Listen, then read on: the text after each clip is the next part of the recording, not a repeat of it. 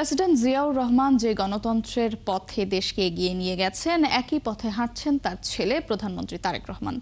তারেক রহমানের রাজনৈতিক দর্শন নিয়ে প্রকাশিত অবিসংবাদিত তারেক রহমান বইয়ের মোড়ক উন্মোচন অনুষ্ঠানে তথ্যমন্ত্রী জহির উদ্দিন স্বপন কথা বলেন। বইটিতে তারেক রহমানের রাজনৈতিক নেতৃত্ব, দর্শন ও বর্তমান সময়ের নানা প্রাসঙ্গিক দিক উঠে এসেছে। আরও জানাচ্ছেন সিফাত ফারুকী।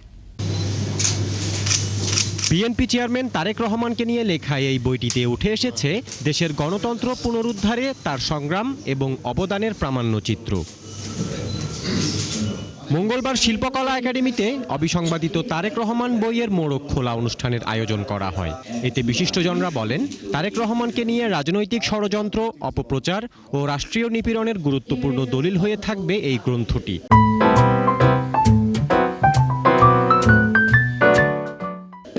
নেতা জনাব তারেক রহমানের নেতৃত্বে যে নতুন একটা সংস্কৃতির যুগে আমরা প্রবেশ করতে চাচ্ছি, নতুন একটা বাংলাদেশে, সেখানে আপনারা সকলেই সমবেত থাকবেন। যে তার লক্ষ্যে স্থির থাকতে পারে, এগিয়ে যেতে পারে, পৃথিবীর সব দেশেই তার বিজয় হয়। আজকের এই বই প্রকাশের মধ্য দিয়ে তার একটা বিজয় হয়েছে। এ সময় প্রধান অতিথির বক্তব্যে তথ্যমন্ত্রী জহির উদ্দিন স্বপন বলেন, তারেক রহমানের আজকের এই অবস্থানের পেছনে রয়েছে অনেক সংগ্রাম, ত্যাগ ও চ্যালেঞ্জ।